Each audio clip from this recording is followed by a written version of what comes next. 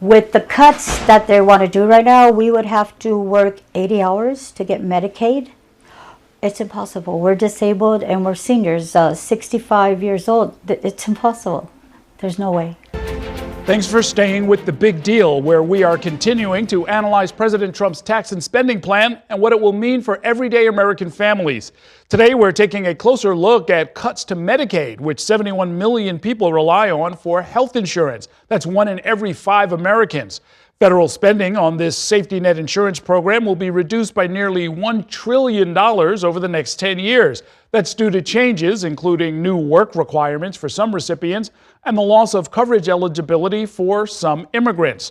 Altogether, this is expected to increase the number of uninsured people in America by 10 million. That's according to the nonpartisan Congressional Budget Office. Spectrum News reporter Taylor Torregano visited one clinic in Los Angeles where Medicaid recipients are worried about what these cuts will mean for their health care. As a caretaker and community organizer, Renee Contreras says she's often bringing senior residents here to their appointments at Via Care Community Health Center. But she also relies heavily on the physical and mental health care here. Just a lot of anxiety lately. I'm worried about my health and my benefits. Renee says she's concerned that soon she and the seniors she helps will no longer be able to receive medical care now that President Donald Trump has signed the One Big Beautiful Bill Act into law, with significant cuts to Medicaid funding. Recent analysis by health policy research org KFF estimates the bill will reduce federal Medicaid spending by $1 trillion over the next 10 years and increase the number of uninsured people by nearly 12 million. With the cuts that they want to do right now, we would have to work 80 hours to get Medicaid. It's impossible. We're disabled and we're seniors, 65 years old. It's impossible. There's no way. Republican legislators say the new work requirements will make the program work better for those who truly need it. Florida Representative Byron Donalds shared similar sentiments. We put in something that's a common sense approach, work requirements. That's in the law.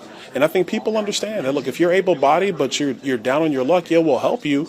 But that doesn't mean you're not supposed to go to work, or at least try to find a way to get back to work. But Representative Jimmy Gomez says the impacts of these funding cuts will be devastating for patients of clinics like this one.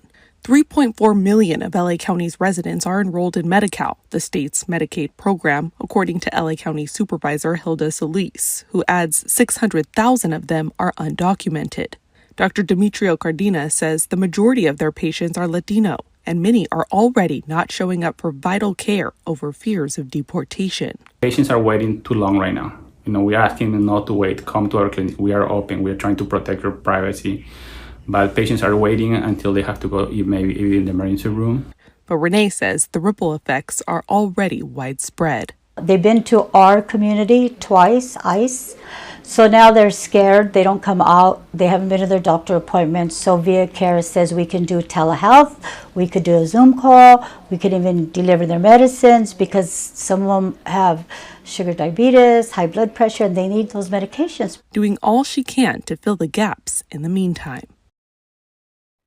Joining me now with more on all of this is Robin Rudowitz, the vice president at KFF, a nonprofit health policy research, polling, and news organization.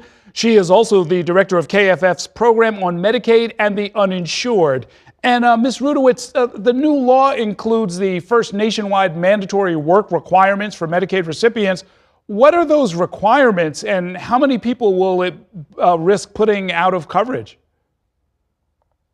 That's right. The new law that just passed would require states to implement these work requirements or community engagement requirements for individuals in the Medicaid expansion group. It would require individuals to work 80 hours per month or meet certain exemptions. We already know that data show that 92% of adults on the Medicaid program are either working or would likely meet some type of exemption. Yet the Congressional Budget Office earlier estimates show that about 5 million more people would likely become uninsured as a result of these provisions, largely because individuals would have a hard time navigating some type of reporting requirement. So documenting or verifying that they are either working or meet that exemption. The law also requires states to start building systems to monitor work requirements and track eligibility and so forth. Right now, my understanding is that Georgia is the only state that already has a system in place. Has it been smooth sailing there, and what can other states learn from their experience?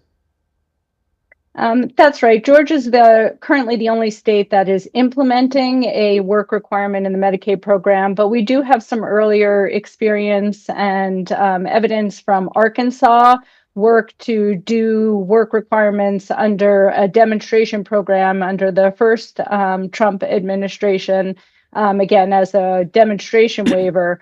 We know that it is difficult for states to adopt these systems. Medicaid has not typically been a program that has to track work and work hours. So this would require a lot of new administrative costs for states to be able to track and document that.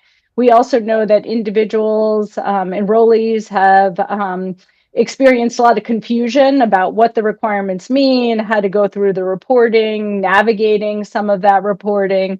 And again, that has led to coverage loss. In the case of Arkansas, 18,000 people had lost their coverage largely because they were not able to meet those reporting requirements. And we know that in Georgia, enrollment in the program has been much lower than anticipated, again, because of some of the barriers in applying for the program to meet these new requirements. Let me switch to a different topic. Rural hospitals across the nation are going to be severely affected by these cuts.